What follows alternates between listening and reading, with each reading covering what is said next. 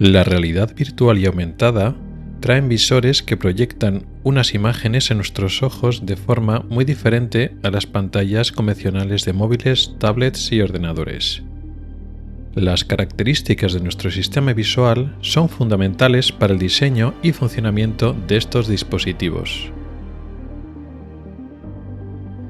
Ocularis, el podcast de salud visual con el oftalmólogo Rubén Pascual.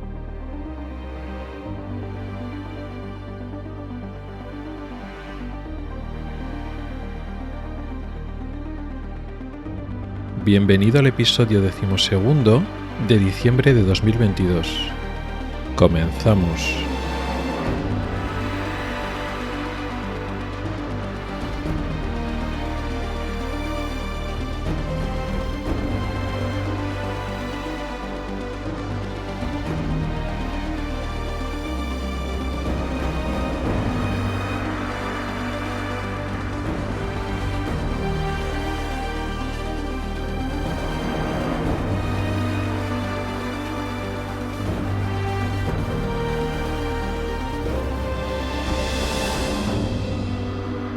Hola y bienvenido al podcast de Ocularis sobre salud visual y oftalmología. Soy Rubén Pascual, oftalmólogo y divulgador, a través de este podcast y del blog ocularis.es. Este es el episodio 12º de la sexta temporada correspondiente al mes de diciembre de 2022. Este es el último programa del año y el último episodio de esta sexta temporada. Quiero dar las gracias a todos vosotros, a todos los oyentes de este podcast, por estar ahí, por oírme, también por los comentarios, por la comunidad que ya hay creada en torno a este podcast. Esto no sería posible sin vosotros y sin vuestras escuchas, y también gracias a vuestro feedback, a vuestros comentarios y respuestas y propuestas, hacen todo esto posible. Así que muchas gracias por seguir ahí y seguiremos, por supuesto, el año que viene con la séptima temporada. Antes de empezar ya con el contenido del programa de hoy, tengo que realizar una fe de erratas. Tengo que comentar unos errores que cometí en el episodio anterior. Los comento porque se quedaron así. Esto no es como cuando escribo artículos en el blog, que cuando hay alguna errata o algún fallo, puedo editar el texto del artículo, de la entrada, y ya está. En el podcast no es posible, no es tan fácil editar el podcast y cambiar el audio, y no tiene sentido regrabar todo porque al fin y al cabo el podcast sale, no hay un guión escrito donde yo esté leyendo un texto, sino el podcast va saliendo un poco, no voy a decir totalmente espontáneo, porque hay un tema y me marco un guión con 2 o 3 ideas, pero luego después las ideas las desarrollo sin leerlas, con lo cual no puedo repetir el podcast exactamente igual como ha salido, solo cambiando esas palabras. ¿Y a qué me refiero? ¿En qué me he ido equivocando? Bueno, en el episodio anterior hablaba de la OCT, de la tomografía de coherencia óptica, y cuando hablaba de esa tecnología láser y cómo interactúa y rebota con diversos tejidos, y eso se refleja en el color o en los tonos de gris de las imágenes, hacía referencia a dos conceptos contrarios, que era la hiperreflectancia y la hiporreflectancia. Cuando un material es más hiperreflectante, rebota más la luz láser del aparato, del tomógrafo, y cuando es hiporreflectante, pues la luz láser pasa a través de ese tejido. Y en algún momento lo digo bien, hablo de la reflectancia, y a veces lo confundo con la refringencia. Y hablo de hiperrefringencia o hiporrefringencia en vez de hablar de hiperreflectancia, hiporreflectancia.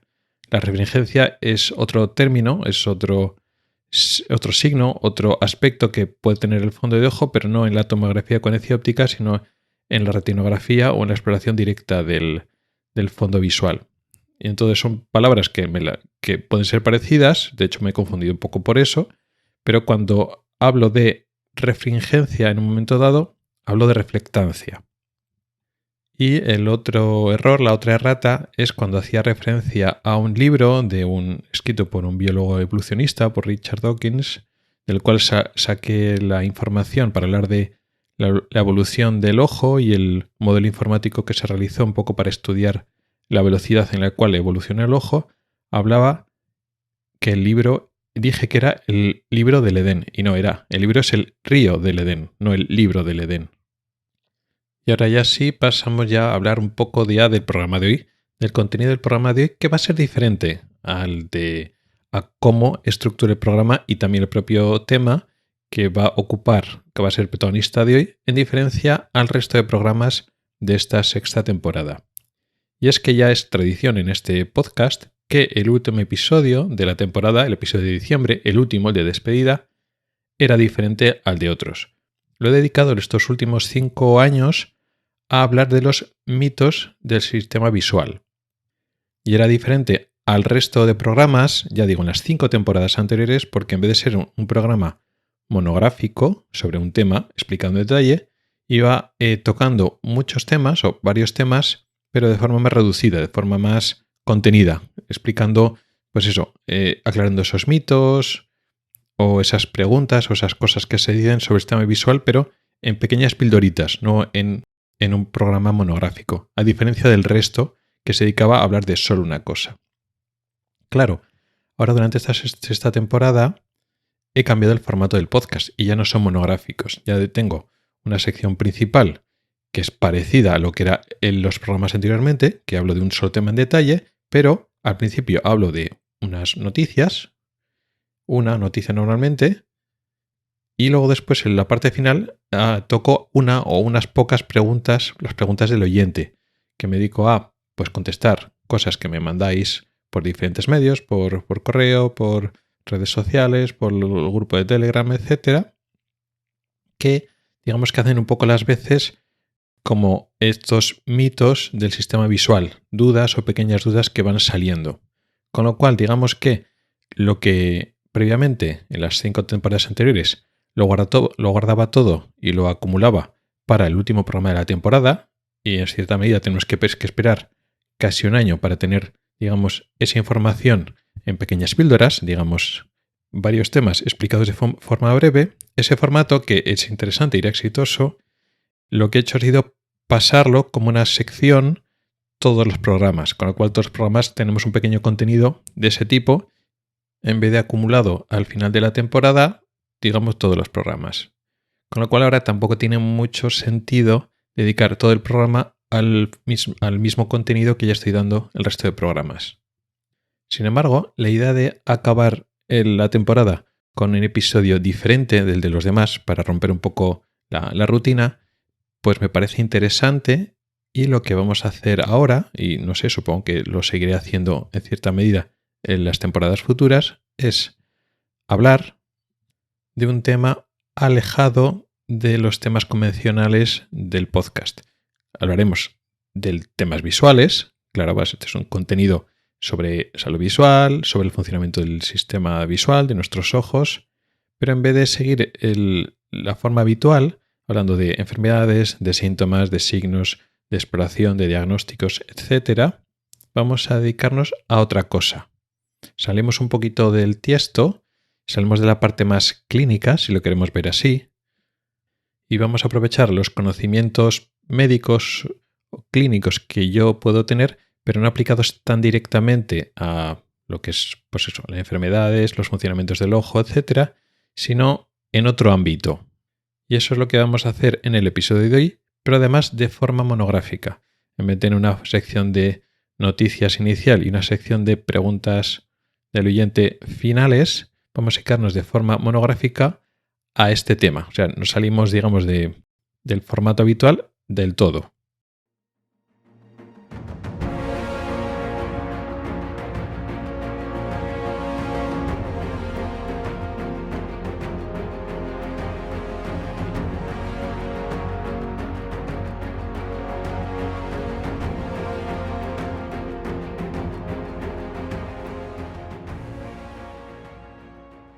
Y en el tema de hoy voy a hablar de los visores de realidad virtual y realidad aumentada o realidad mixta.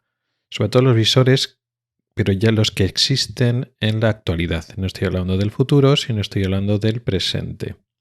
Ahora en un momento explicaré por qué ha surgido el tema de hoy, por qué ha surgido a raíz del tema concreto y en qué quiero incidir especialmente hablando hoy. Pero este tema, por una parte es diferente del habitual, por eso quería traerlo aquí al último episodio de la temporada, porque no voy a hablar de enfermedades, tampoco voy a hablar exactamente o monográficamente de fisiología ocular, es decir, del funcionamiento de nuestro sistema visual, de cómo ven nuestros ojos y cómo se comportan y cómo funcionan, aunque de hecho hay mucho, pero no es solo hablar de fisiología por la fisiología, no coger un tema de la transmisión de los impulsos nerviosos en la retina, o los movimientos oculares, o el enfoque del cristalino. No es un tema monográfico de solo fisiología, sino con la excusa de hablar de otro tema, recurriremos a contextos de fisiología ocular para explicarlo. Pero el propio tema tiene que ver con la tecnología actual, o sea que vamos a hablar de un tema tecnológico, aunque desde el punto de vista pues eso, del conocimiento del sistema visual. Esto no es totalmente nuevo como tema general en el podcast. De hecho, tuve un episodio, el primer episodio de la segunda temporada, que se titulan así Las gafas del futuro, hablo de las tecnologías que se están usando actualmente en estos visores de realidad virtual, realidad aumentada, a cómo pueden transformar la utilización de gafas como dispositivo de ver, en un futuro, y cómo posiblemente estos dos aparatos se fundan y se mezclen, los visores, lentes de realidad virtual aumentada, con las gafas convencionales que necesitamos para ver, para que enfoque nuestra imagen, cómo se pueden retroalimentar e interaccionar unas con otras, y en un futuro surgirán, quizá todavía no tan cercano, pero surgirán unos elementos, unos dispositivos, unos sistemas que sean una cosa que unen las dos cosas, por decirlo así. Más importante ahora, para referenciar, es otro episodio anterior, esta vez de la cuarta temporada. El cuarto episodio de la cuarta temporada se llama así, Realidad virtual y aumentada. Y eso tiene aún más que ver con el tema de hoy, precisamente porque nos enfocamos en eso, en la realidad visual aumentada, y ya tocamos el tema de los visores. Quizá un poco pensando más en el futuro, porque hace 2 años y medio, casi 3, ya había visores, pero no estaban tan desarrollados, no estaban tan presentes en la actualidad como están ahora. Con lo cual hay más información, hay un poco más de conocimientos, un poquito más de experiencia de cómo funcionan y están un poco más avanzados como para hablar con más conocimiento de causa. Pero sin pisarnos, sin repetir mucho, excesivamente, lo que dijimos en ese programa de hace 2 años y medio, sí que recogeremos algunos conceptos que se quedan un poquito en el aire, un poquito desfasados, los actualizaremos, pero sobre todo hablaremos de temas que no tocamos en su momento. Pero en cierta medida el programa de hoy puede considerarse una segunda parte de ese episodio de la cuarta temporada de la realidad virtual y aumentada. En todos estos 2 episodios, sobre todo de este segundo, dejaré las referencias, los enlaces en las notas del programa. Hoy me voy a enfocar más en los visores, estas lentes, estos sistemas con los cuales podemos hacer ya realidad aumentada, realidad virtual, y los problemas, los inconvenientes, las tareas que tenemos que solucionar para que esto funcione correctamente y cómo tienen que amoldarse y luego hasta cierto punto pueden aprovechar cómo funciona nuestro ojo para que la experiencia sea lo mejor posible. Repasamos un poco rápidamente qué es esto de realidad virtual, realidad aumentada. La realidad virtual supone la creación de un entorno totalmente virtual, es decir, que no existe en la realidad, un entorno tridimensional, un espacio en 3 dimensiones que creamos alrededor de la persona que está utilizando este sistema, y se pone un visor que tapa todo lo que hay de realidad en su entorno, tapa la habitación física donde está la persona utilizando este visor, este casco, estas lentes, y se proyecta una imagen en una porción importante de su campo visual. Teóricamente, cuanto más campo visual se proyecta, mejor, ¿no? Y así tú estás mirando en cualquier dirección que estás moviendo tus ojos, estás viendo este mundo virtual, este entorno tridimensional que crea el software para que lo veas tú. De tal manera que tú, al girar los ojos, pues te desplazas por el campo visual de la imagen que te está proyectando, que te está enseñando este casco, y pues ver ese entorno. Y además, si mueves la cabeza, si giras la cabeza a los lados, arriba y abajo, el sistema detecta esos movimientos en el casco, tiene unos giróscopos y unos aparatos que miden la posición y la velocidad, cómo se está moviendo el casco, y digamos que el mundo virtual se adapta a ti, de tal forma que cuando giras a la derecha, te enseña la parte de ese entorno virtual que está a la derecha y viceversa. Cuando el sistema está bien hecho, es muy inmersivo. Tú te crees, tu cerebro se orienta y se cree que está en ese entorno virtual y se puede interaccionar y adaptar a él. Esto se hace de una forma, no voy a decir sencilla, pero se hace con tecnología que ya existe hasta ahora. Por eso los cascos de realidad virtual son una realidad desde hace años, aunque no están muy extendidos en la población común, por decirlo así, y hay bastantes años de experiencia con ellos. Y eso consiste, que no es que sea tan fácil, pero con pantallas en esos propios cascos que están muy cerca de los ojos. Ahora enseguida explicaremos el principal problema que tenemos de poner una pantalla tan cerca de los ojos y cómo lo solucionamos, pero no tiene más. Quiere decir que son pantallas como las normales de los móviles, etcétera, con diferentes características, pero es más de lo mismo. Luego tiene giróscopos, acelerómetros que detectan cómo se gira y en qué posición está la cabeza para que el software sepa qué parte del campo visual, qué parte de ese entorno tridimensional tiene que proyectar para que esa sensación de que estás metido en ese mundo virtual sea lo más realista posible. En cuanto a la realidad aumentada, se refiere a mezclar elementos virtuales que no existen en la realidad, pero los crea el software, con la propia imagen real. En el episodio mencionado antes, de hace 2 años y medio, en el que hablaba de la realidad virtual y aumentada, explicaba que lo que se planteaba hacer en aquellos momentos para la realidad aumentada era, en vez de un casco con unas pantallas normales, opacas, convencionales para lo que se utiliza de la realidad virtual, que es más sencillo, más directo de hacer, se especulaba con hacer, o se han probado con diferentes prototipos y modelos iniciales, pues cristales como tal transparentes, pero donde se puede proyectar elementos virtuales, con lo cual tú a través del cristal estás viendo la imagen de tu realidad y entonces en esa especie de gafas, que sí que sería más parecido a las gafas porque son cristales transparentes, que ves a través de ellos la imagen física que existe de la realidad, se proyectan, digamos, elementos virtuales. Y a través de cristales o semiespejos, alguna tecnología, digamos, óptica de ese tipo.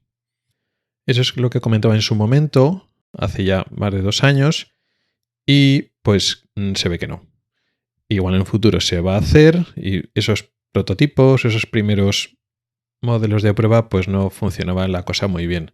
Supongo que todo el mundo, igual no todo el mundo, pero algunos se acuerdan de las famosas Google Glasses, las gafas de que sacó Google, que bueno, eran unas gafas y que proyectaban un poco en una parte más aparte del campo visual, pues un cuadradito con información. Bueno, ese sistema parece que de momento no. No quiere decir que en un futuro la cosa cambie, pero de momento el apaño que hacen para la realidad aumentada, y sí lo llaman apaño porque, bueno, pues eso, de momento es un apaño, pero es como vamos a ir de momento hasta que encontremos una forma de hacerlo mejor, es que vamos a utilizar, digamos, el mismo sistema para la realidad virtual para hacer una especie de realidad aumentada de aquella manera, pero que nos puede funcionar. Es decir, usamos unos visores que tapan totalmente la zona de nuestros ojos, no son unos cristales transparentes para proyectar, ¿no? Se tapan, digamos, totalmente por unas pantallas, de tal forma que nuestros ojos solo tienen delante unas pantallas, donde se va a ver una imagen que realmente no es física. Pero el mismo visor tienen cámaras, varias cámaras que enfocan al exterior. De tal forma que en la pantalla podemos ver lo que sale en la cámara, que eso, digamos, es una imagen que viene de la realidad, aunque no es directamente la imagen física, que entra directamente desde los objetos físicos.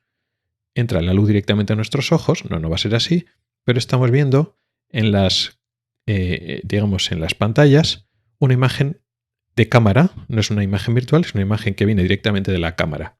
Y sobre esa imagen, digamos, real, es donde se ponen los elementos virtuales. Eso es mucho más eficiente y mucho más fácil de hacer de momento, trabajar, digamos, con las pantallas normales y con imagen que viene de la cámara. Y esa es un poco la idea. van a ser los mismos cascos. Bueno, no van a ser, son, porque no estoy hablando del futuro inmediato, estoy hablando ya del presente. Estos sistemas tienen cámaras, de tal forma que tú puedes trabajar en un entorno totalmente virtual, de tal forma que las cámaras no se utilizan, están desconectadas y el software nos enseña solo en entorno virtual, y estamos hablando de solo realidad virtual, o bien esas cámaras se activan, supongo que pueden estar en modo transparencia total, que quiere decir, pues tú estás viendo las pantallas, solo la realidad, que es una forma un poco tonta, pero digamos que en ese momento estás viendo como si estuvieras viendo solo la realidad a tu alrededor, lo que ven unas cámaras que están delante de tus ojos y se proyectan en las pantallas. Y sobre esa imagen, el software, digamos el programa, puede implantar o puede insertar elementos virtuales. También hablé en su momento de que se especulaba con que estos visores, estos cascos, hicieran una proyección directamente sobre la retina de la imagen, teniendo en cuenta pues, el sistema de lentes de los ojos y, digamos, metiéndolos en sus propios cálculos. Una cosa que ya anunciaba que era muy difícil de hacer, aunque se especulaba, ¿no? Tú leías en los artículos de tecnología, incluso algunos artículos en prensa generalista que decían, bueno, va a proyectar directamente sobre la retina, tal. Nada, eso al final se quedó en agua de borrajas y no, ya decía en su momento que eso era muy difícil. No voy a decir imposible, pero es muy difícil y ahora, siendo pragmáticos, eso no es así. Que si al final las imágenes se proyectan en la retina, claro, como todas. O sea, una imagen que no se proyecta en la retina no la podemos ver. Todas las imágenes físicas en la realidad y de todas las pantallas se terminan proyectando en la retina. Pero digamos que los sistemas, las pantallas que existen, no hacen un trabajo activo para proyectarlo en nuestra retina, no. Las pantallas crean una imagen clara que está delante nuestro, a la distancia que está la retina, y es nuestro ojo el que se encarga de enfocarlas. No es un proyector hacia la retina, no. Digamos que en ese sentido, las pantallas imitan la realidad. Una realidad en 2 dimensiones, pero imitan la realidad. Y nuestro ojo, el que captura esa imagen como si fuera una imagen física más. Para el ojo, el ver una imagen física plana en 2 dimensiones, estamos mirando pues una superficie plana y digamos los colores y las texturas que tienen una superficie, a ver una fotografía, a ver una pantalla, digamos que no existen muchas diferencias. Diferencias en la iluminación, porque en vez de iluminación indirecta es iluminación directa, pero para el resto, para todos los efectos, es como cualquier otra estímulo visual físico. Bueno, pues aquí, aunque se especulaba, no, va a ser una proyección de la retina directamente, nada, mentira. Lo que están utilizando en los visores actuales siguen siendo pantallas, igual que los normales, con el pequeño problema de que está muy cerca del ojo, ahora lo explicaremos. Hablaba también del tema del desenfoque, de cómo en la realidad nosotros, para que una imagen sea lo más creíble posible, digamos que tenemos una imagen o un plano, una distancia en la cual la imagen está enfocada y los objetos que están por detrás o que están por delante están desenfocados. Aunque no nos damos mucha cuenta de ellos, eso le añade mucha realidad a lo que estamos viendo. Y esas pistas de enfoque-desenfoque le ayudan mucho a nuestro cerebro o una parte no siempre consciente de nuestro cerebro a ayudarnos con los movimientos de los ojos, la coordinación de nuestros ojos, incluso al cálculo de distancias. Si eso desaparece, no quiere decir que ya la imagen sea totalmente real, pero pierde algo. Y efectivamente, cuando estamos en un entorno tridimensional, aunque solo sea una pantalla, los típicos juegos, digamos que te ofrecen, por ejemplo, los típicos shooters de juegos de primera persona, que nos estamos viendo en un entorno tridimensional, que podemos girar y movernos a través de ese entorno, bien, nos podemos tener un grado alto de inmersión, pero falla un poco en eso, porque todo lo que está a toda la distancia, lo que está cerca, lo que está lejos, está perfectamente enfocado y eso no es muy real.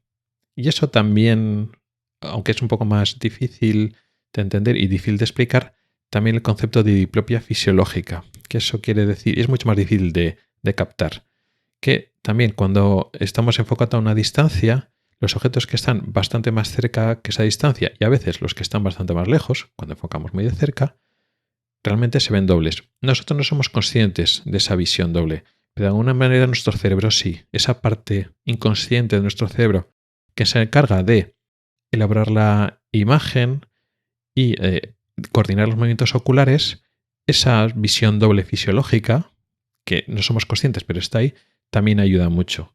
Esa visión doble desaparece cuando estamos en un entorno de realidad virtual. No vamos a hablar mucho de estos dos temas, de ese desenfoque y es incluso esa visión doble de las zonas de nuestra visión que no están en plano, las que no están, digamos, enfocadas o no estamos dirigiendo nuestra atención a ellas. El poder hacer ese desenfoque o esa visión doble ahora mismo no se hace y le resta una parte de la credibilidad, de la capacidad de creernos y meternos en ese mundo virtual o incluso en ese entorno aumentado, de realidad aumentada. Y hasta cierto punto puede ser una parte, igual no muy grande, pero una parte de la explicación de la que algunas personas no están cómodas con estos cascos de realidad virtual. Cuando hay gente que lo utiliza durante un rato, si lo utiliza unos minutos, no. Pero cuando lo utiliza durante rato, aunque les puede gustar la experiencia, luego se pueden sentir incómodos, mareados, dolor de cabeza, etc. Incluso hay gente que le dan sensación nauseosa y están auténticamente mareados. Y eso es por lo que, aunque tú crees que funciona y te metes, una parte del cerebro echa de menos esas pistas de desenfoque y de visión doble que faltan.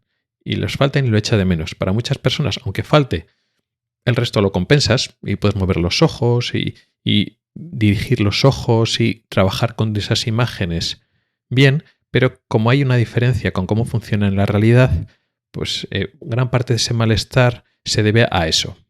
¿Esto cómo se soluciona? Lo comentaba también en el otro episodio, con dispositivos de seguimiento ocular. Si el sistema sabe exactamente dónde estamos mirando, puede modificar cómo estamos viendo y puede crear esa sensación de desenfoque, incluso visión doble, en las zonas donde no estamos mirando para que esos sistemas inconscientes de nuestro cerebro, digamos, se sientan como en casa, las cosas funcionen como sea normalmente y los circuitos de ajuste de movimientos oculares y de creación de la imagen en nuestro cerebro funcione perfectamente y podrían solucionar una parte importante de la sensación de malestar, los síntomas negativos que puede producir esta tecnología en algunas personas.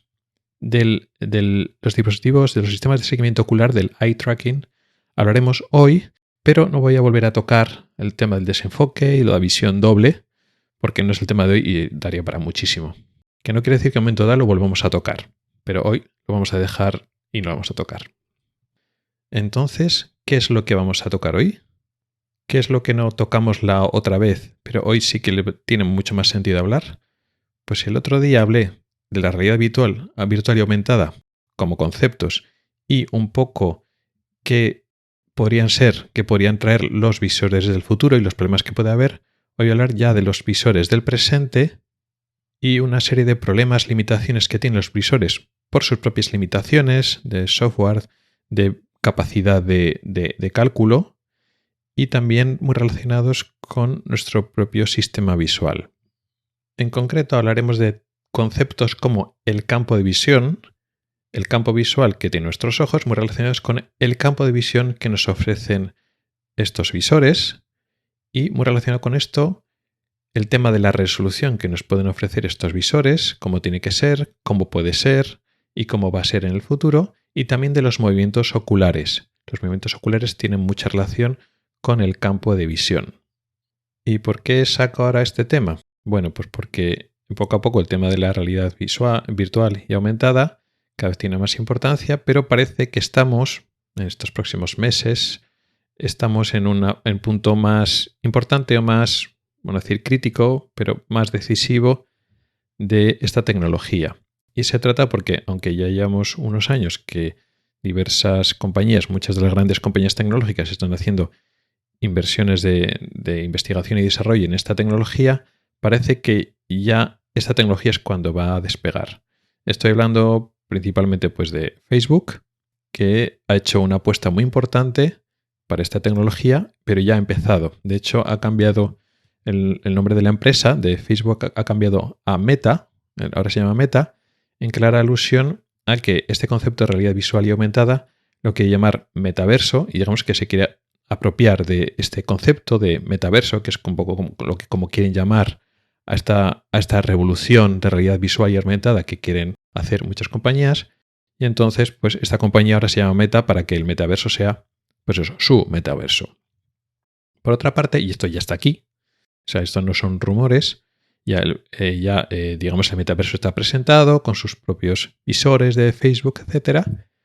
Y también hay otra compañía que es Apple, que se rumorea que ya tan pronto como en enero del año que viene, o sea, enseguidita, o quizá pronto, a comienzos del 2023, va a sacar su propio dispositivo, digamos, paralelo, pero que lógicamente no se va a llamar metaverso, sino se va a llamar, pues de otra manera, al parecer se va a llamar realidad. Supongo que hará más hincapié en el tema de la realidad aumentada que la realidad virtual, no lo sabemos, pero sacará su propia solución para empezar un poco a competir. No sabemos si Google va a meterse un poco en esta pelea. Parece que no, o al inicio no con sus propios sistemas de realidad virtual y aumentada, sino pues se meterá a través de servicios en los aparatos, en el hardware, en los visores y los sistemas operativos, pues o de Facebook o de Apple. Y también Microsoft lleva más años, quizás de la que tiene más experiencia, pero se ha metido de forma mucho más lenta y se ha metido un poco más al sector profesional, pero no parece que ahora se esté metiendo en el sector consumidor tan a saco, una apuesta tan firme y tan clara como ya lo ha hecho Facebook claramente y como se rumorea que va a hacer Apple.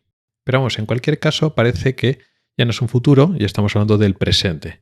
Y entonces ya estamos pensando en que próximamente cada vez más personas van a empezar a utilizar estos sistemas, esta tecnología, con lo cual se hace imperativo saber más de esto, cómo funciona. Imperativo a que esta revolución tecnológica la abordemos de una forma multidisciplinar, es decir, desde varias áreas. Por supuesto, el protagonista son la tecnología, tanto el hardware como el software, es decir, los propios visores, cómo van a funcionar, de eso vamos a hablar ahora, como el propio software, es decir, los programas y los sistemas operativos que van a hacer funcionar estas tecnologías, pero no solo los ingenieros o los físicos van a tener algo que decir. Estos sistemas están muy pegados, muy cerca del funcionamiento de nuestros ojos. Los conceptos que he dicho hace un momento de cómo vemos nosotros en el centro, cómo vemos en la periferia, cómo funcionan nuestros campos visuales y qué tipo de campo visual nos ofrecen estos aparatos, nuestros movimientos oculares, qué rol juegan, cómo movemos nuestros ojos para presentar la imagen. Eso es muy importante, con lo cual hace falta, por una parte, expertos en la visión humana para que ayuden a estos ingenieros y que trabajen codo a codo con estos ingenieros para crear y mejorar tanto la parte de hardware como de software, como los propios visores, como los programas y aplicaciones que tienen que ofrecer, digamos, esta realidad aumentada y visual, como por otra parte también pues, expertos visuales que un poco expliquen a la población cómo pueden funcionar para resolver sus dudas, para solucionar los problemas que pueden ir saliendo, para explicar cómo de importantes o no importantes son estos problemas y cómo solucionarlos. ¿Y cómo ha surgido concretamente la idea de hacer este programa, pero ahora con este momento y con este contenido? ¿Cuándo fue el momento que surgió que dije, ¡ay va! De esto tengo que hablar. Aquí hay una carencia y hay que cubrir esta carencia y hay que ser ahora, porque no estamos hablando del futuro, sino estamos hablando ya del presente. Bueno, yo soy aficionado de la tecnología y escucho podcasts sobre diferentes temas de tecnología y sobre este concepto de realidad virtual aumentada también, porque me interesa la tecnología, pero es que además habla mucho sobre el tema de la visión, con lo cual pues me atrae también porque es mi profesión. Y estuve escuchando el otro día un episodio del podcast de Apple Coding, podcast que recomiendo, y su autor, Julio César Fernández, en un episodio reciente está hablando de este tema. Yo estoy escuchando ese episodio en un episodio del 6 de noviembre de 2022 que se titulaba así: Metaverso versus Apple Reality, futura batalla o sin futuro. Y se metía un poquito a hablar en este tema de forma un poquito más técnica, en forma de varios detalles sobre cómo está funcionando ya el software, los sistemas operativos que manejan estas imágenes. Y entonces hubo algunos contextos, algunos conceptos que eran interesantes, pero hubo uno concreto que es el que me llama mucho la atención, que es donde me paré y digo, oye, espera, cuidado, que esto me interesa especialmente.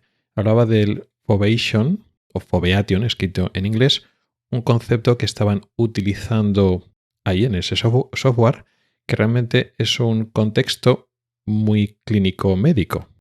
Lo de foveation, o en español lo utilizamos como término fovealización, hace referencia a una estructura del ojo de la retina que se llama fovea, y el verbo fovealizar hace referencia a un fenómeno fisiológico fundamental de nuestro funcionamiento visual, que nos habla de eso, pero, digamos, copiando un modelo fisiológico, copiando cómo funcionan nuestros ojos, hace referencia a un funcionamiento concreto de estos sistemas de realidad virtual, de cómo elaboran y proyectan las imágenes en estos visores. No es exactamente lo mismo, pero está muy pegado a nuestro concepto.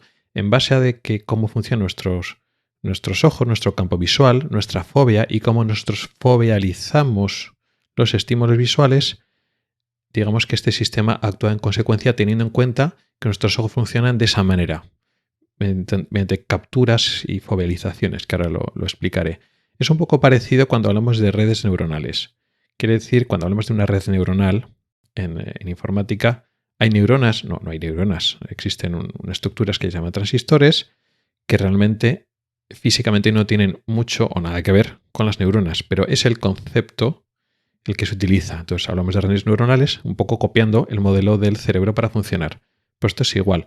Copiando modelos y características de nuestra visión, pues entonces así se configura estos softwares informáticos. Pero claro, para entender lo del foveation, que ahora veremos que hay diferentes tipos de fovealización que realizan estos sistemas informáticos, son difíciles de entender desde el punto de vista de un informático. Porque claro, ya se sale un poquito.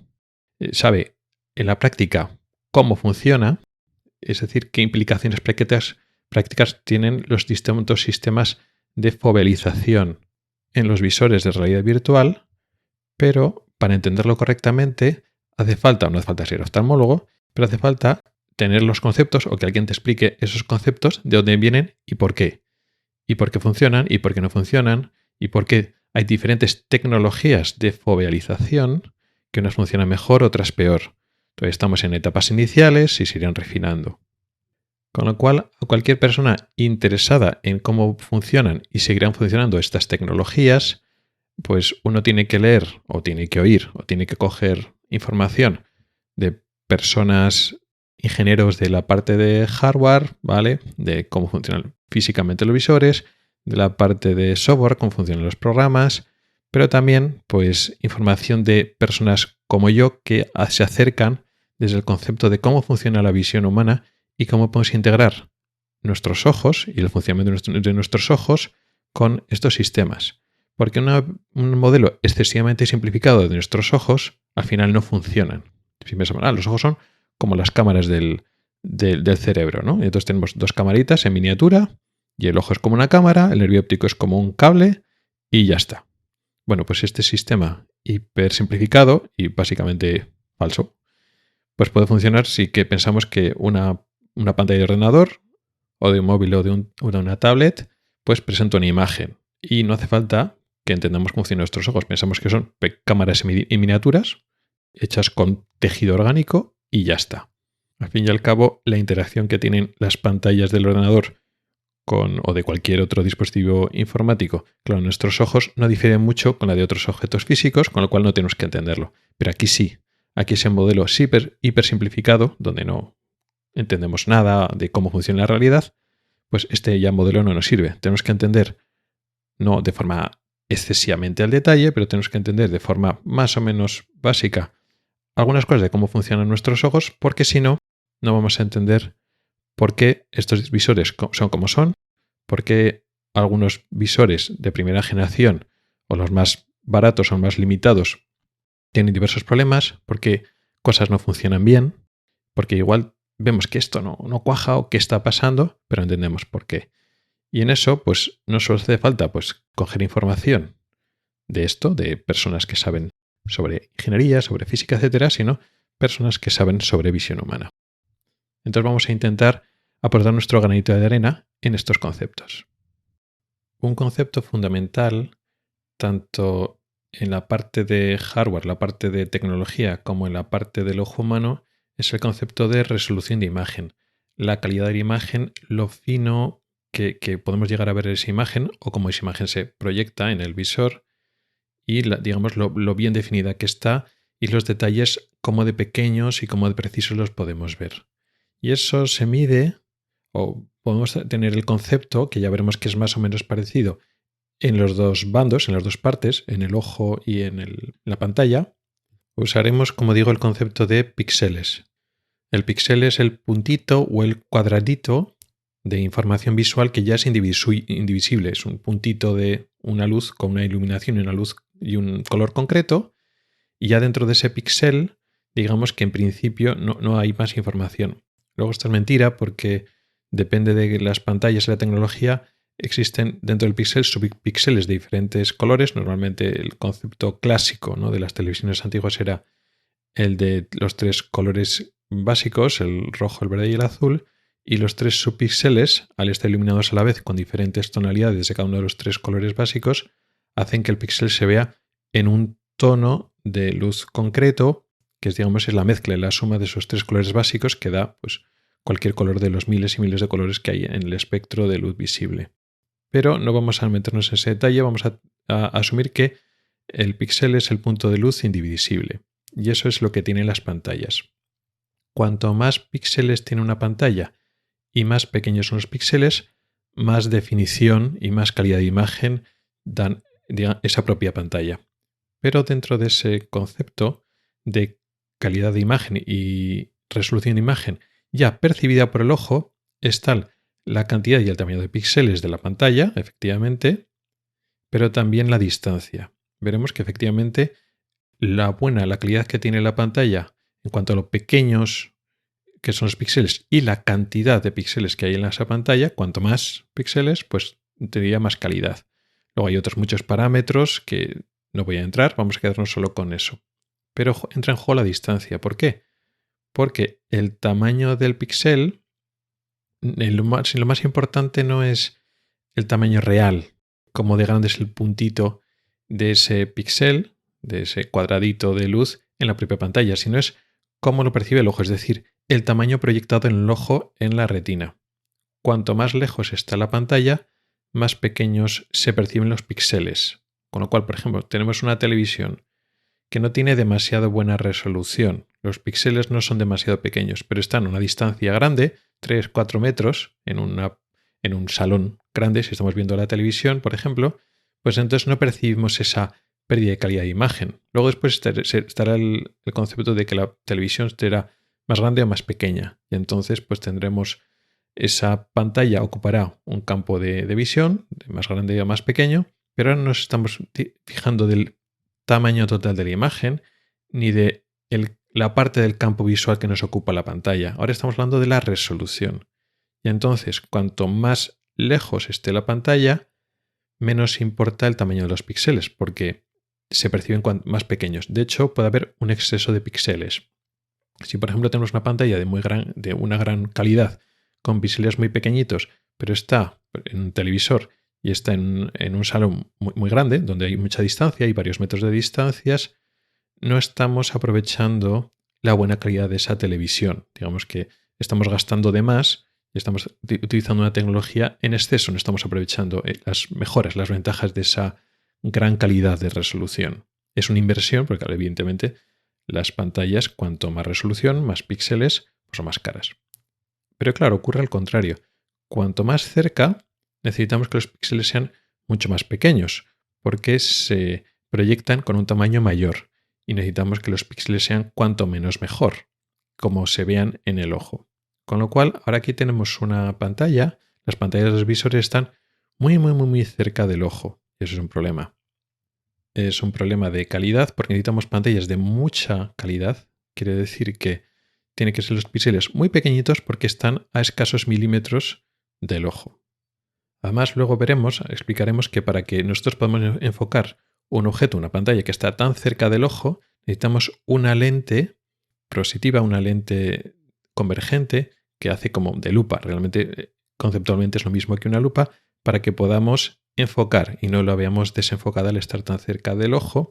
Y esa lente hace un efecto además de magnificación, además de ayudarnos a enfocar que es lo que queremos, produce un efecto de magnificación, es decir, lo que estamos viendo lo vemos más grande, los píxeles se aumentan más todavía, que es un efecto no deseado, pero que no podemos evitarlo. Es un efecto secundario, un efecto adverso, una consecuencia que tenemos que lidiar con ella. Con lo cual, este efecto de que los píxeles se ven más grandes todavía por la cercanía y por el uso de esta lente de aumento, hace lo mismo, que los píxeles se proyectan de forma magnificadas más grandes todavía en la retina. Con lo cual necesitamos hacer los píxeles mucho más pequeños. Necesitamos pantallas de mucha más calidad.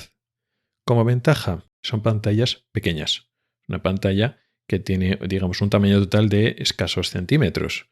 Nada que ver con una pantalla de televisión, por supuesto, que es enorme, o una pantalla de monitor de ordenador, o incluso una pantalla de tablet o de móvil. Una pantalla de móvil es más pequeña. Pero estas serían a veces incluso más pequeñas que una pantalla de móvil, pero tiene que tener mucha más calidad por lo que hemos dicho. Luego veremos que para mover un número relativamente alto de píxeles, luego habrá problemas. Esto tendrá limitaciones y dificultades para mover esa imagen de tanta calidad. Ahora vamos a la parte del ojo humano. ¿Qué resolución tiene el ojo humano? Cuando hablamos de resolución de imagen, de pantalla, pues estamos hablando del número de píxeles totales, ¿no? Pues esta pantalla tiene una resolución de 2000 y pico por 1000 y pico, ¿no? Estamos hablando del ancho y del alto de la pantalla, con lo cual, cuanto mayor número tienes en esa multiplicación, pues entonces tienes más píxeles. También es algo parecido en la calidad de por ejemplo, las fotografías. Cuando hablamos de fotografías, pues se supone, esto es mentira, pero bueno, en la cultura popular se suele identificar el número de píxeles, de los megapíxeles que tiene una fotografía, con su calidad. Está a más resolución si tiene más píxeles. Y estamos hablando de que, bueno, una cámara de un móvil actual pues puede tener resoluciones de 12 megapíxeles, por ejemplo. Incluso otros móviles de gama mayor tiene más, incluso hasta 48 megapíxeles. Y también ya cámaras de fotografía ya más profesionales, más dedicadas, no cámara de móvil, tienen también un número alto de megapíxeles. Sin embargo, ¿qué resolución tiene el ojo humano? Es decir, ¿cuántos megapíxeles tiene la retina humana? O mejor dicho, porque eso es correcto, ¿cuántos megapíxeles pasan por el nervio óptico? Es decir, ¿cuál es la cantidad de fibras nerviosas que tiene el nervio óptico? Por lo tanto, la información que se pasa como megapíxeles o zonas de visión únicas que llegan desde el ojo hasta el cerebro. Bueno, pues tenemos 1,2 megapíxeles. Tenemos aproximadamente 1,2 millones de fibras nerviosas en el nervio óptico. Claro, si estamos hablando de 1,2 y las fotografías habituales son de 6, 8, 12 megapíxeles, hay muchísima más resolución en las fotografías, o extrapolando mucha más resolución en las pantallas que utilizamos habitualmente, de tablet, de ordenador, de móvil, etcétera, que lo que puede ver el ojo. Pero esto es falso. Aquí estoy utilizando los términos de forma confusa. Realmente, lo que da la resolución de la imagen no es el número total de megapíxeles. Dan lo pequeños que son y lo cerca que están los puntos unos de otros en una zona concreta que es donde queremos ver la máxima resolución. En las pantallas que se hacen actualmente son pantallas uniformes que tienen los píxeles el mismo tamaño y están a la misma distancia. En general hay excepciones, pero están más o menos a la misma distancia unos de otros en toda la pantalla. Son pantallas homogéneas, como si fuera una cuadrícula homogénea, que es en todo igual. Con lo cual, para un tamaño concreto de pantalla, si eso lo dejas como fijo, pues entonces cuanto más píxeles pones, más megapíxeles pones, pues entonces los píxeles son más pequeños porque tienen que entrar en un espacio, en el mismo espacio. Con lo cual, aumentar los megapíxeles con estas condiciones concretas, un tamaño fijo concreto y los megapíxeles son iguales, están a la misma distancia en toda la pantalla, pues efectivamente sí, hay un paralelismo entre el número de píxeles que metes en una pantalla y la resolución, porque entonces los píxeles quedan de forma más pequeña. Y esto pasa lo mismo con las fotografías. Cuanto más píxeles metes en una fotografía, pues son más pequeñitos y están más cerca unos de otros. ¿Qué es la gran diferencia? Y esto va a ser una de las claves para el episodio de hoy. Que el ojo humano no funciona de esa manera. No tiene una rejilla, una cuadrícula con los píxeles que tiene el mismo tamaño en toda la zona de la retina. Lo que hace es, justo en el centro de la retina, en el área que llamamos mácula, y dentro de la mácula, en el centro todavía de la mácula, en el área que llamamos fóvea, los píxeles, que realmente son los receptores de luz, los conos y bastones, en este caso específicamente de los conos, están muy cerca unos de otros. Y además pasa que para un cono individual, para un receptor de luz individual, sale un cable propio, un cono de luz, que es el que coge la información de esa luz, sale un solo cable, una sola fibra nerviosa, directamente desde ese cono, desde ese receptor de la retina hasta el cerebro.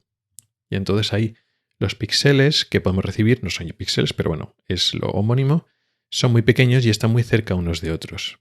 En cambio, según nos vamos alejando de ese centro, de esa fóvea, los conos y luego los bastones, los receptores de luz, los fotorreceptores, se van espaciando, con lo cual la resolución, digamos, va empeorando, va disminuyendo poco a poco según nos vayamos a la periferia. Y cuando nos acercamos más a las zonas ya más periféricas todavía de la retina, pues están más separados, pero sobre todo hay un detalle muy interesante que es varios receptores de luz, conos y ya en la periferia sobre todo bastones, pues varios, un grupo de ellos, comunican por un solo cable. De tal forma que, digamos que, vamos a poner 6 o 7 receptores, comunican un solo cable, con lo cual cuando ese cable recibe una información positiva, tú no puedes discriminar cuál de esos receptores se ha estimulado, si han sido varios o uno solo, no sabes si ese ha sido el receptor de arriba o el de abajo. Digamos que entonces ahí tienes como un clúster, un grupo de receptores que actúan como un solo píxel, aunque sean 6 o 7 células individuales o más. ¿Eso qué hace? Baja aún más la resolución espacial, aunque aumenta la sensibilidad.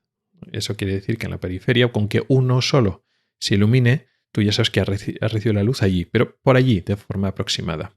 ¿Qué conseguimos con esto? Que tenemos una gran resolución de imagen justo en el centro de nuestro campo visual, pero no tenemos que sacrificar una gran cantidad de recursos en células y en transmisión nerviosa, en grosor del nervio óptico, etc. Entonces tenemos una gran resolución justo en el centro, pero en la periferia optimizamos recursos. Claro, esta forma de funcionar es radicalmente diferente de cómo son las pantallas, que son homogéneas. Y lo mismo cuando grabamos vídeo o estamos haciendo fotografías, obtenemos imágenes fijas o en movimiento que tienen la misma resolución en toda la zona de la imagen, del vídeo o de la pantalla.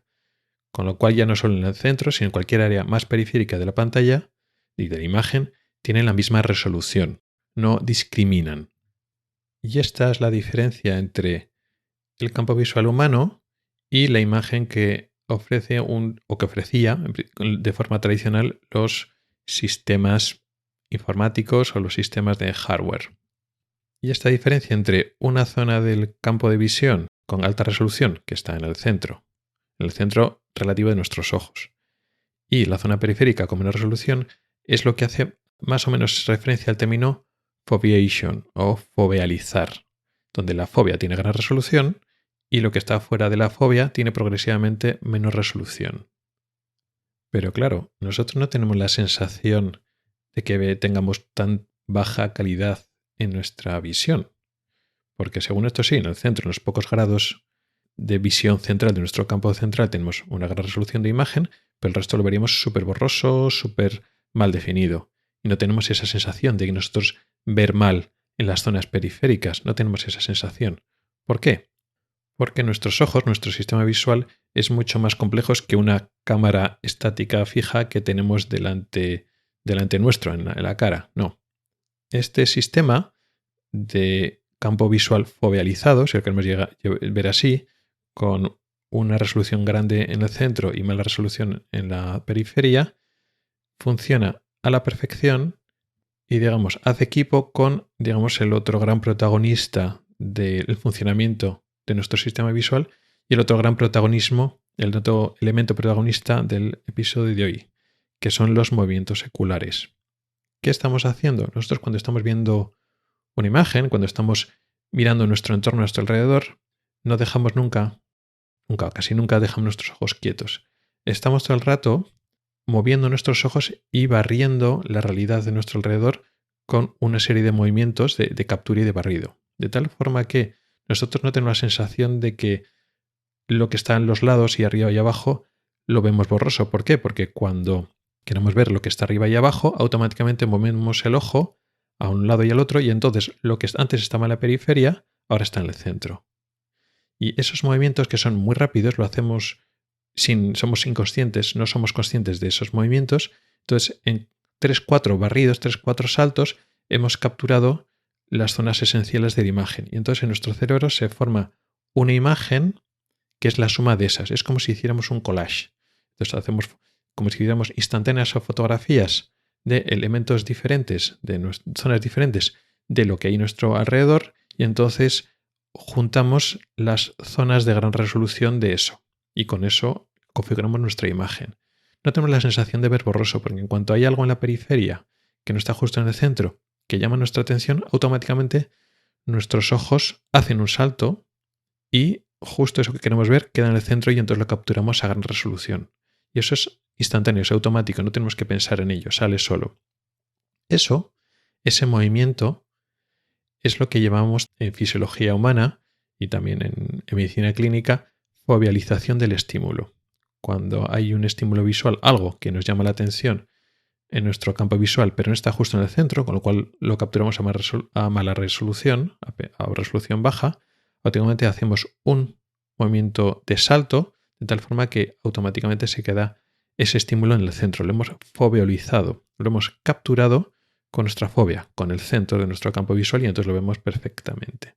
Y estos movimientos son un tipo de movimiento especial que se llaman sacádicos, que no son movimientos continuos que se van desplazando, sino van de un salto al otro. Es un movimiento muy rápido, de escasos milisegundos, y luego se para muy rápidamente. ¿Por qué? Porque cuando los ojos se nos están moviendo, la imagen se ve borrosa. Entonces, hacer movimiento lento no suele ser la estrategia que utilizamos. Hacemos un movimiento sacádico que hace que estemos el menor tiempo posible con los ojos en movimiento, porque ahí la imagen se ve borrosa.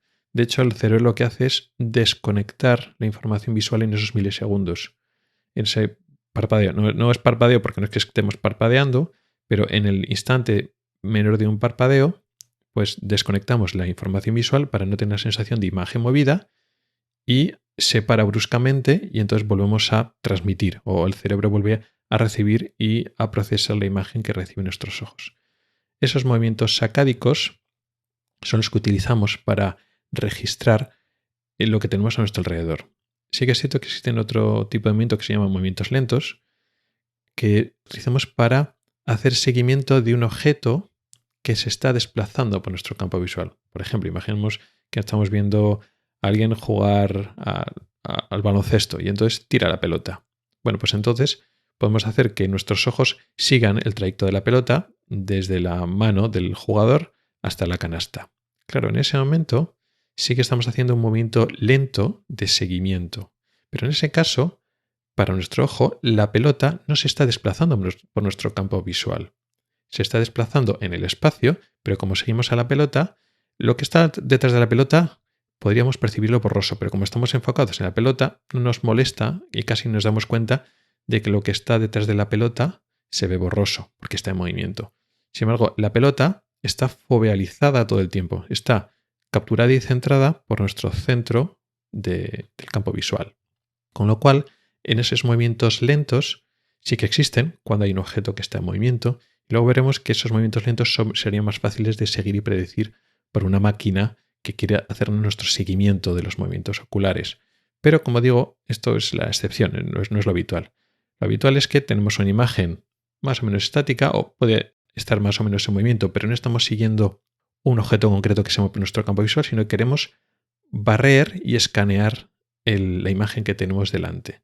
Y para ese escaneo, lo que hacemos es hacer una serie de movimientos sacádicos, que son movimientos muy rápidos y son muy difíciles de predecir. No imposibles, pero sobre todo es muy difícil para una máquina calcular por antelación dónde va a estar el ojo un instante después.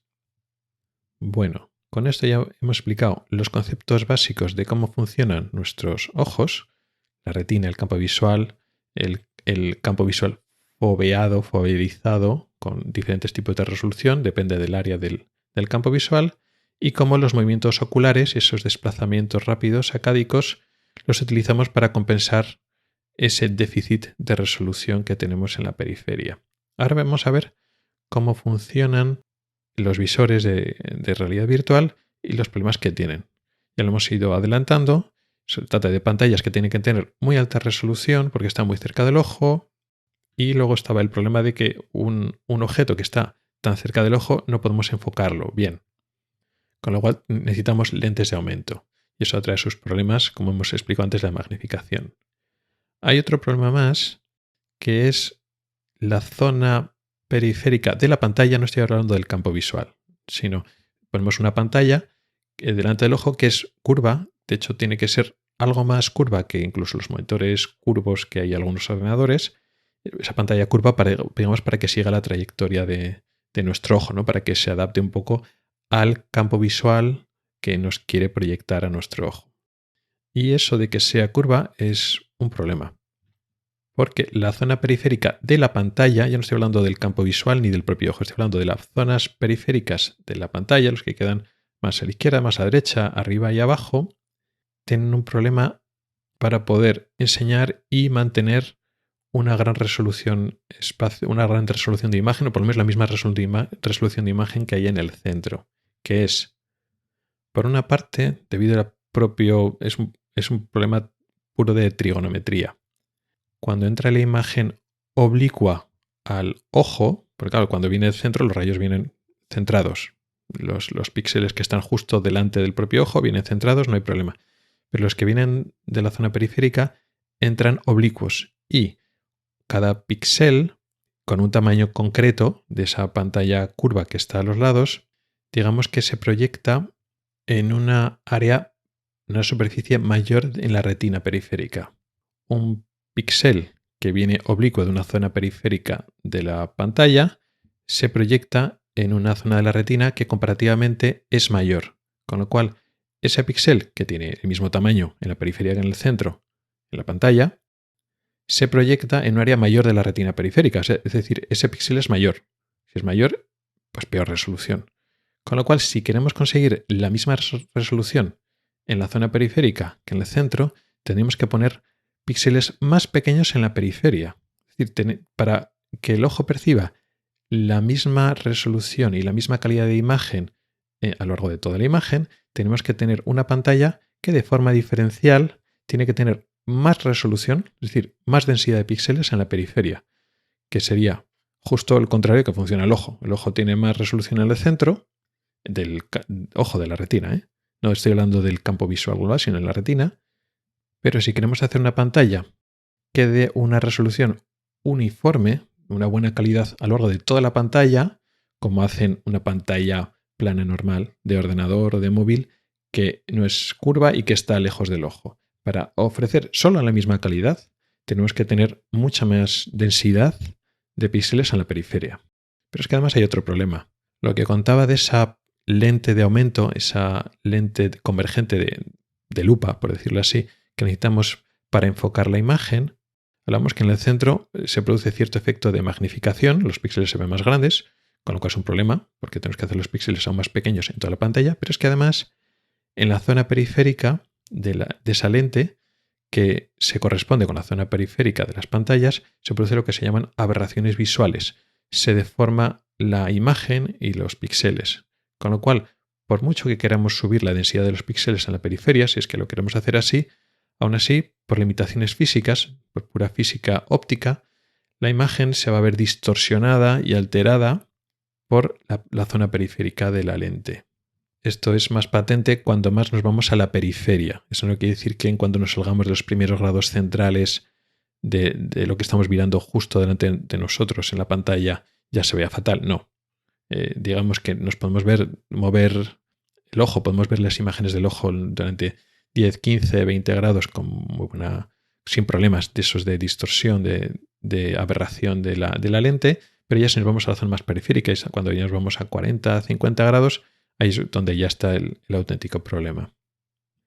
Entonces tenemos enormes dificultades para dar una buena resolución en la zona periférica en el visor, por dificultades en la propia pantalla.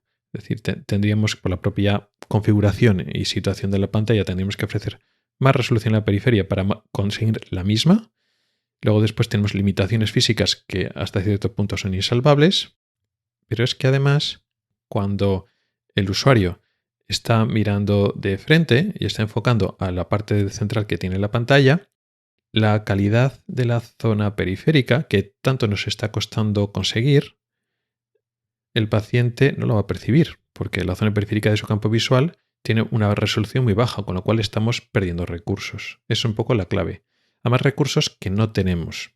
¿Por qué digo eso? Vamos a suponer que sí, que tenemos las limitaciones que hemos dicho tampoco son tantas, y bueno, dentro de las limitaciones propias de la lente y de la configuración de la pantalla, queremos dar la máxima resolución posible a la zona periférica de las pantallas. Claro, los visores tienen que tener un tamaño y un peso limitados. A ser posible que sean visores portátiles y fácilmente llevables, estamos pensando, pues eso, como móvil o como una tablet, que no están conectados a un cable para funcionar. No como un ordenador de sobremesa, sino algo mucho más portable. Con lo cual estamos pensando que tiene que ir con una batería. Cuando estamos hablando de dispositivos con batería, claro, necesitamos que sean eficientes energéticamente, que no gasten mucho. No se trata de conectarse a un visor y que en 10-15 minutos te hayas pulido la batería y ya no funcione. Nos interesa que tenga una autonomía grande.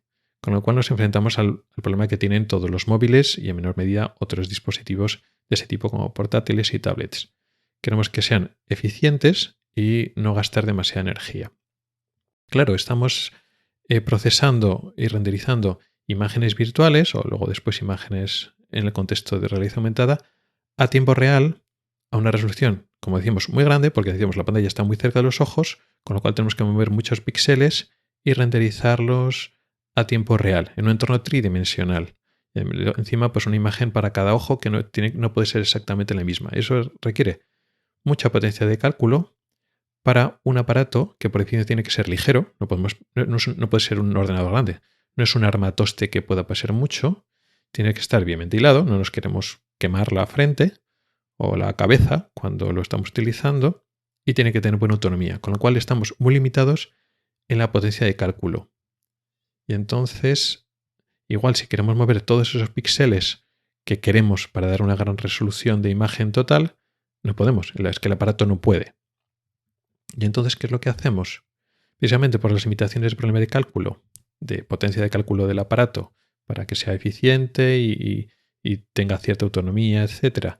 Y además, por los problemas que estamos diciendo de ofrecer una suficiente calidad de imagen en la zona más periférica de la imagen, pues ¿qué se opta? Por bajar adrede la resolución de la zona periférica, pensando que eso se correspondería con el propio funcionamiento del ojo y no se notaría diferencia. Es decir, como nuestro ojo en la zona central ve bien, pero conforme nos alejamos del centro y vamos a la periferia, perdemos resolución de imagen, la idea sería que el aparato, la pantalla, nos ofrece buena resolución en el centro y cada vez menos resolución de imagen según nos alejamos hacia la periferia de la propia pantalla. Y esa es un poco la idea que subyace al foveated rendering o renderizado foveolizado. Es decir, se renderiza, se crea, el aparato elabora la imagen Tienen en cuenta el concepto de fovealización, pues creando buena resolución para donde tiene que ir la fovea, el centro de nuestro campo visual, y menos resolución en la periferia. Como concepto inicial, y es el que usan los aparatos, digamos, de calidad más baja o que no llegan a mucho, se usa el concepto de Fixed Foveated Rendering o renderizado fovealizado o foveal fijo. ¿Qué quiere decir eso? Que lo hace de forma fija sin tener en cuenta los movimientos oculares, que es lo que vamos a explicar luego. Es decir, los grados centrales de la pantalla a máxima resolución, y conforme te alejas de la periferia, la zona de periferia, pues entonces se renderiza se baja, por ejemplo, la resolución a la mitad, y luego te vas más a la periferia y se baja la resolución a la cuarta parte. Asumiendo que la zona de la fovea quedará en esa zona área central de máxima resolución y los ojos no se van a desplazar y no se van a mover a la zona de peor resolución. Eso es un poco la idea.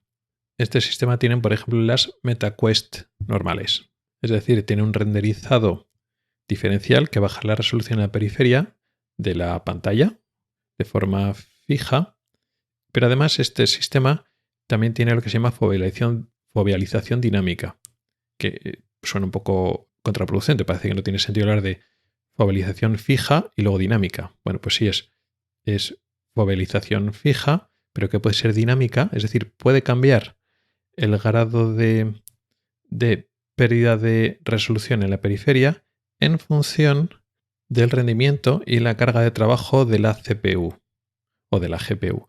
La GPU, que es, digamos, la unidad de procesador gráfico, ese procesador gráfico, según la carga que tenga, pues entonces cambia esa fovealización, esa renderización diferencial. Si la GPU va muy, muy justa, para evitar que digamos, colapse y llegamos al 100% de uso y entonces pues la imagen tenga saltos o la experiencia se deteriore, la experiencia visual, pues entonces lo que hacen es aumentar la fovealización, es decir, se pierde más la resolución en la zona periférica, y cuando la GPU, el procesador gráfico, va más sobrado, pues entonces aumenta la resolución.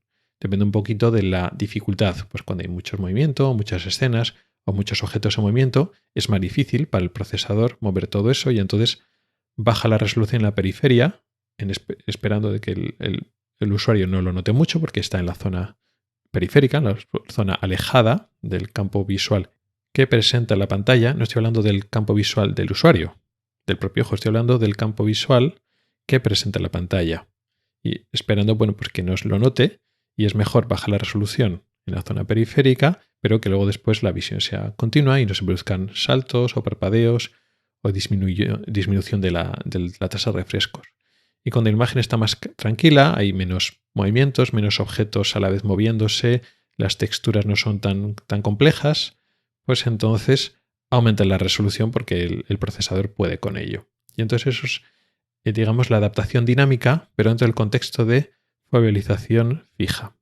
Que, bien, o sea, como concepto está bien, es una solución intermedia para intentar presentar, pues eso, estos cascos de realidad virtual en dispositivos que tienen limitaciones, los que hemos comentado, pero existen otros cascos, otros visores que están más avanzados. Por ejemplo, por seguir el ejemplo de las MetaQuest Pro, que es un visor más caro, pero es más potente, y otros visores como las últimas Oculus, hay varias, que en vez de utilizar una fovealización fija, utilizan un sistema que es el bueno, por decirlo así, que se llama Eye Tracked Foveated Rendering, que es el renderizado fovealizado, es decir, discriminando centro o periferia, pero con seguimiento del ojo, seguimiento de los movimientos oculares.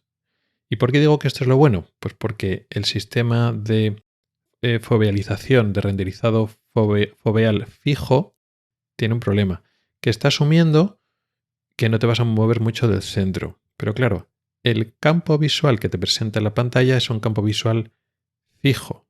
Y sin embargo los ojos no están fijos mirando de frente. Este sistema funciona a la perfección cuando tú estás mirando al centro. Es decir, tú no realizas movimientos oculares y tú estás exactamente mirando al centro, con lo cual se alinean y se corresponden perfectamente el centro geométrico de la pantalla con el centro del eje visual. Pero, como decíamos antes, nuestros ojos no funcionan así. Raramente están fijos mirando al centro.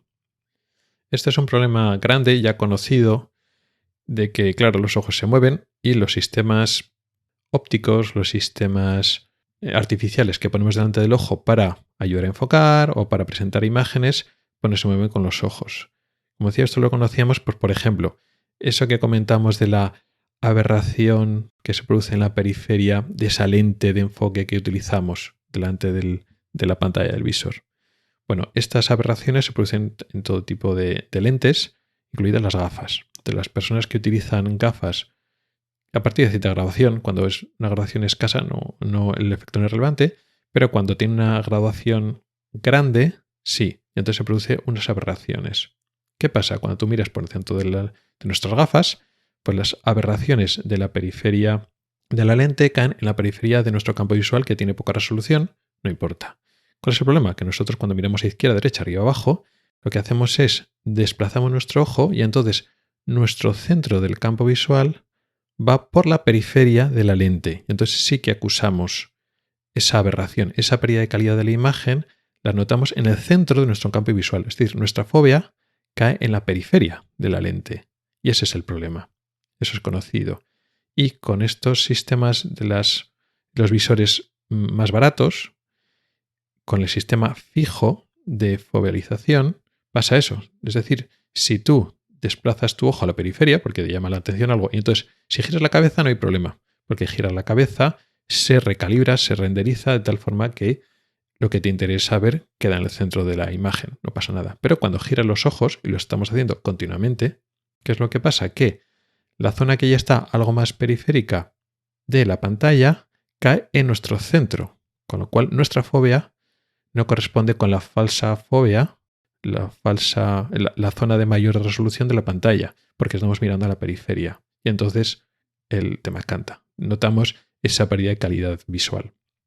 Que bueno, que es un apaño, son las gafas inicialmente de peor, digamos, más limitadas tecnológicamente, pero las más potentes quieren solucionarlo. ¿Y cómo lo solucionan? Con lo que se llama eye tracking, que es un sistema que lo que hace es registra nuestros movimientos de los ojos y cuando nosotros miramos a la izquierda, 20 grados a la izquierda y 15 grados arriba. Bueno, pues entonces el sistema sabe que nos estamos fovealizando esa zona del campo visual, que eso corresponde a una zona concreta de la pantalla, de las pantallas que tenemos delante de nuestros ojos. Y entonces, ¿qué es lo que hace el sistema, el software?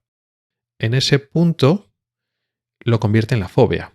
Fovealiza la pantalla ya no en el centro geométrico, sino al punto donde estamos mirando, de tal forma que esa zona le da la máxima resolución y luego baja la resolución del resto que está en la periferia. Eso sí que funciona o sí que funcionaría. Si el eye tracking, si todo este sistema realmente funciona a la perfección, ahora veremos las limitaciones, entonces para nosotros va a ir perfectamente. Nosotros podemos ir recorriendo la imagen que tenemos delante, podemos ir haciendo nuestros movimientos sacádicos, podemos recorrer, barrer la imagen virtual que tenemos a nuestro alrededor y nunca vamos a notar una pérdida de calidad de imagen a pesar de que la tiene, de que el aparato sigue renderizando a máxima resolución solo una zona pequeña del campo visual, exactamente a la que estamos mirando en cada momento, y el resto le baja la calidad y nosotros jamás lo vamos a notar porque nuestra propia retina en la periferia no tiene suficiente calidad de capturar imágenes para notar la pérdida de calidad que tienen las pantallas. Entonces sería la solución perfecta. ¿En la práctica es tan perfecta? Bueno, hay un problema, que es esos movimientos que decía que recorren, que estamos haciendo para recorrer la imagen, son movimientos sacádicos, son movimientos muy rápidos, instantáneos, que no es un movimiento continuo que el aparato puede calcular. Es decir, bueno, ahora el ojo se empieza a mover y por la velocidad y la dirección yo creo que va a acabar en este sitio. Y entonces con antelación, antes de que el ojo termine de acabar el movimiento, el aparato ya ha calculado dónde va a caer el ojo y entonces ya puede ir preparando el cambio en el renderizado. Pero es muy difícil los movimientos sacádicos. Los movimientos sacádicos son instantáneos o casi instantáneos, tienen muy pocos milisegundos. Y entonces cuando ya se acaba el movimiento sacádico, donde tienes que cambiar la resolución. Con lo cual eso significa que tienes que hacerlo todo muy, muy, muy rápido. El sistema tiene que ir muy rápido para que el ojo, una vez ya se ha desplazado al nuevo sitio, a la nueva situación donde está, tienes que aumentar automáticamente la renderización, la calidad de imagen en la zona donde ahora mismo están los ojos, tan rápido que tú no seas consciente. Porque si el sistema no es súper rápido, tú lo que notas es cuando desplazas el ojo, de repente la imagen se ve durante un instante un poco borrosilla y luego enseguida se aclara y se vuelve más nítida.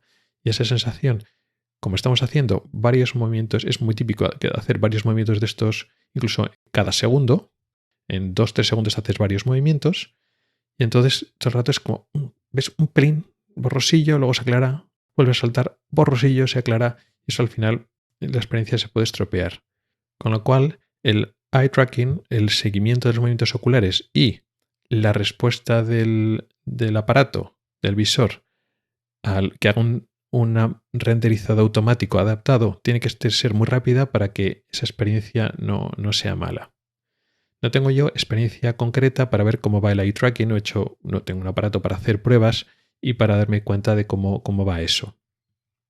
Sin embargo, aun teniendo las pegas esas, ese es el camino, por decirlo así. Esa es la forma en la cual esto puede funcionar bien. Conforme se vaya haciendo las cosas más rápidas, pues mejor. Va a haber una limitación, aunque sea física, porque si alejamos los ojos muy, muy, muy, muy a la periferia, pues la lente que tenemos delante para enfocar va a distorsionar la imagen. Sí, o sea, hay unas limitaciones físicas, pero sí que es cierto que esas limitaciones que en principio son insalvables es en extrema periferia, como comentaba antes. La mayor parte de los movimientos sacádicos los hacemos dentro de los 15, 20, máximo 25, 30 grados, desde la posición primaria. Si nosotros ponemos la cabeza totalmente recta, cuando los ojos están perfectamente mirando rectos, llamaríamos la posición primaria. Y luego después los desplazamientos oculares, los giros de los ojos que se salen de ahí, los medimos en grados. Bueno, pues es muy típico que hagamos movimientos sacádicos constantemente, muy raramente estamos justo mirando al centro, pero nos desplazamos eso, 15, 20 grados, 25 grados, ya es más raro que ya nos pasemos de los 25 o 30 grados. Los ojos físicamente podemos hacer giros más grandes, sobre todo horizontal, vertical no tanto, pero en la realidad habitual no solemos hacer. Todo lo que se va de los 30 grados, un poco más que eso, nos resulta más cómodo girar la cabeza. Y entonces coordinamos el movimiento de cabeza con el movimiento de ojo. En cuanto giramos la cabeza ya no hay problema, porque entonces el visor calcula que hemos movido la cabeza y entonces nos coloca la imagen otra vez centrados. El problema es los giros oculares exagerados. Y entonces un movimiento sacádico a 20 grados puede ser un problema en los visores más baratos con renderizado foveal fijo, porque igual no exactamente en la fóvea, pero cerca de nuestra fóvea, de nuestra fóvea humana, ya queda relativamente cerca la periferia donde ya se ve mal. Y entonces sí que captamos ahí al ladito que pierde un poquito de resolución. Quizá no en el centro, pero sí ya en la zona de la periferia. Sin embargo, en los visores más caros, que sí que tienen un seguimiento ocular, un eye tracking, no sé cómo va, pero si ese movimiento ocular es lo suficientemente bueno, eficaz y rápido, ese problema en principio se soluciona. ¿Por qué? Porque la resolución que nos ofrece en esos desplazamientos moderados de 10, 15, 20 grados nos lo soluciona perfectamente este sistema de seguimiento ocular, y es muy raro que tengamos que ir a la zona muy, muy periférica donde las aberraciones ópticas que produce la lente ya son insalvables por el sistema. Esa zona de campo visual extremo no la solemos utilizar, no solemos desplazar el ojo tan a la periferia, solemos girar más bien la cabeza. Y esto es esencialmente lo que permite este renderizado fovealizado con seguimiento ocular, o Eye Tracked Foveated Rendering.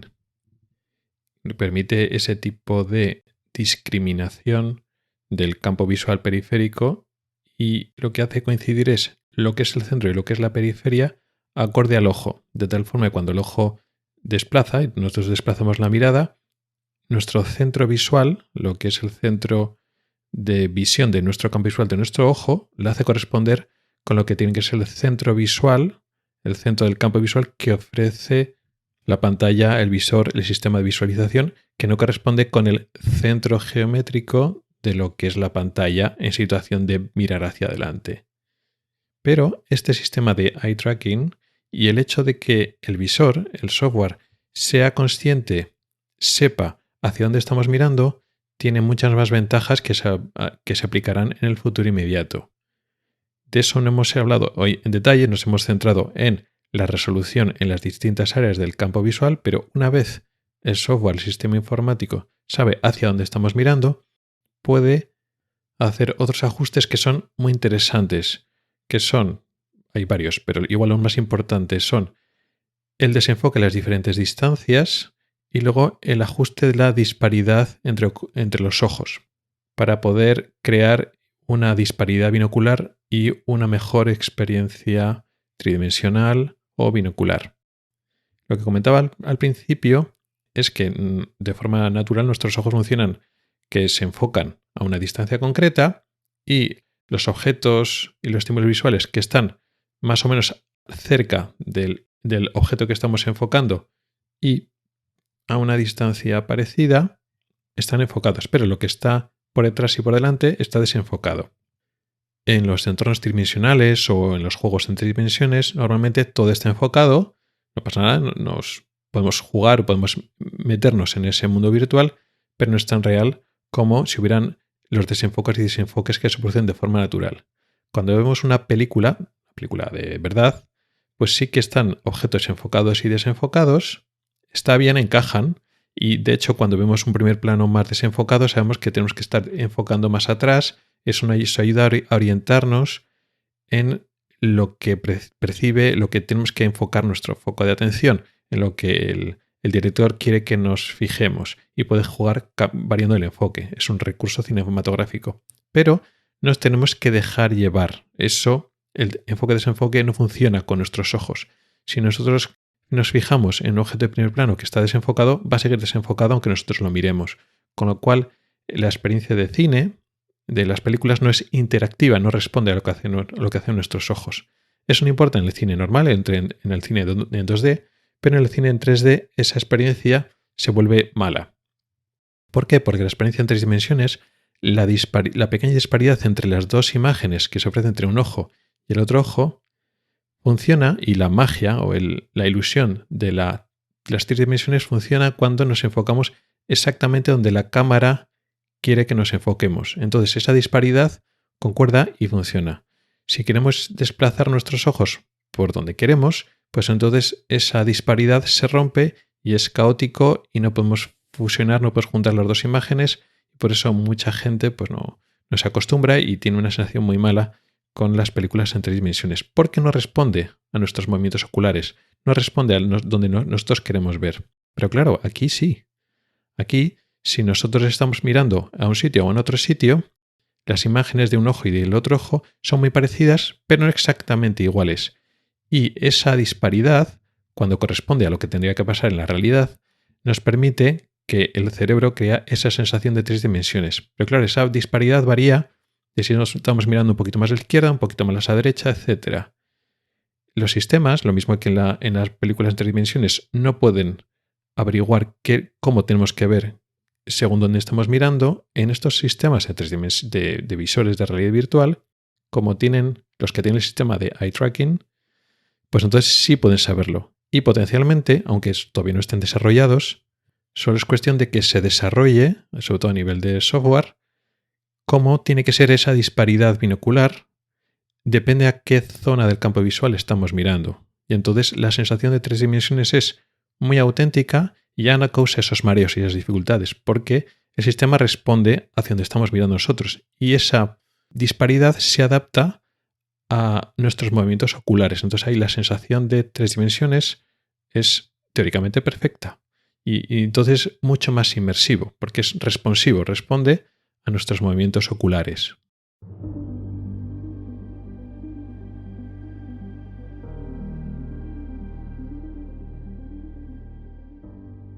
En conclusión, hoy hemos hecho un repaso a una serie de detalles fundamentales de la interacción entre la tecnología y nuestro cuerpo en el ámbito de la realidad virtual, la realidad aumentada, posiblemente la realidad mixta o, como lo quieren llamar ya con nombres comerciales, el metaverso de Facebook, el posible sistema de reality, de realidad de Apple, según se rumorea.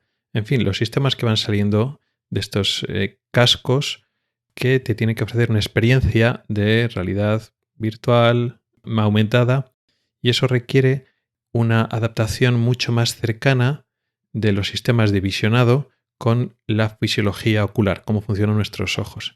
Y aquí he ido explicando los problemas, las limitaciones, sobre todo en el tema de la resolución de imagen con respecto al campo visual, y esos conceptos que leemos de renderizado foveolizado, que hace referencia a cómo renderiza, cómo crea las imágenes con mayor o menor resolución y nitidez, teniendo en cuenta dónde cae o dónde puede caer el centro de nuestra visión, teniendo en cuenta que el centro de nuestra visión es donde tenemos que conservar la mayor resolución, el apaño más primitivo, más imperfecto, que es el renderizado fijo, que nos sigue nuestros ojos, y la solución mejor, la óptima, que es el de seguimiento ocular, que en base a los movimientos de los ojos, el aparato sabe dónde miramos y entonces sabe en qué zona está nuestra fóvea y ahí puede foveolizar esa zona del campo visual para que veamos perfectamente y no nos demos cuenta de los problemas de mala resolución. Entonces, es un sistema responsivo a nuestro sistema ocular, a nuestra visión. Y luego ya explicaba al final cómo ese seguimiento visual puede tener muchas más ventajas aparte de este tema de la resolución de imagen en zonas del campo visual. En total, ha quedado un episodio diferente. Hoy hemos hablado, como decía al principio, de enfermedades, de síntomas, de signos, y aunque hemos hablado del funcionamiento del ojo, de fisiología de nuestro sistema visual, lo hemos hecho aplicando estos conocimientos a una tecnología muy concreta que ya está con nosotros aquí, aunque no la conocen mucho, porque la mayor parte de las personas no tenemos esos cascos de realidad virtual, pero ya están aquí y han hecho las grandes empresas una apuesta firme de traerlos como dispositivos de consumo pronto. Al principio, pues unos primeros modelos, prototipos caros, tardáramos un poquito todavía en que se democratice mucho, pero ya estamos comenzando. Y a lo largo del año que viene supongo que iremos más noticias y van a haber cosas que nos suenen demasiado extrañas. Y no es lo mismo que una pantalla, no es lo mismo que un móvil. Esto de un entorno virtual, un entorno tridimensional, unas pantallas curvas tan cerca de nuestros ojos, pues son retos tecnológicos que tienen mucho que ver con los conocimientos clínicos o médicos que hay que aplicar para que esta experiencia funcione bien y no sea un absoluto fracaso. Y también está bien que nosotros ya tengamos esos conocimientos previos para saber de lo que nos están hablando. Si nos hablan de cosas rarísimas, estamos aplicando términos médicos o de fisiología humana en tecnologías, en sistemas de software y de hardware. Y entonces aquí hay una mezcla entre fisiología humana y tecnología, ingeniería. Entonces es importante que en este caso, pues ingenieros, médicos, biólogos, físicos, colaboremos entre nosotros para que estas tecnologías salgan adelante, tanto a nivel de desarrollo y también a nivel de compresión. Conviene que nos llegue información de diferentes fuentes, no solo por parte de ingenieros, sino por parte de médicos, como es en este caso, para que entendamos muy bien lo que aportan estas tecnologías, lo que queda por avanzar, lo que puede fallar, lo que no puede fallar. Y con esto llegamos al final del podcast de hoy, también al final de la 6ª temporada. Reitero mi agradecimiento por escuchar el podcast, muchas gracias, pero nos vemos en la 7ª temporada. El primer día del año de 2023 tienes una cita con el primer episodio de la 7ª temporada de Ocularis. Muchas gracias por el tiempo que has dedicado a escucharme. Recuerda que puedes contactar conmigo para proponer temas para próximos episodios, tanto temas largos para desarrollar, como dudas y preguntas más cortas. También puedes comentar y proponer noticias y temas de actualidad. Puedes escribirme a través de mi correo electrónico, que es ocularis@ocularis.es. También puedes hacerlo a través de Telegram, Twitter, Facebook o LinkedIn. En las notas del programa están todas las formas para contactar conmigo y participar. Ahí también encontrarás enlaces a artículos del blog y episodios del podcast relacionados con el tema de hoy. Hasta el próximo episodio.